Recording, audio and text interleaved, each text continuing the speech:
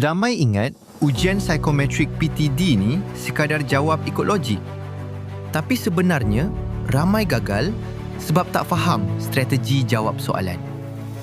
Bayangkan, anda dah tunggu peluang nak jadi pegawai tadbir diplomatik M9 tapi tersangkut hanya dekat ujian psikologi. Sedangkan calon yang lulus biasanya dah tahu tanda semak cara panel nilai personaliti calon, teknik jawab ikut kehendak jawatan dan perangkap yang selalu buat calon tersalah jawab.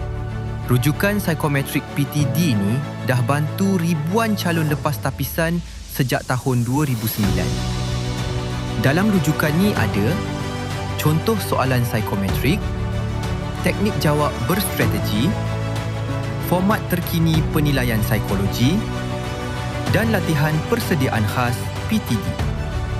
Kalau anda serius nak lepasi tapisan PTD, jangan tunggu last minute. Tawaran ni terhad. Bila exam makin dekat, ramai baru panik cari rujukan. Jadi sebelum terlambat, pergi tengok dekat profil TikTok sekarang.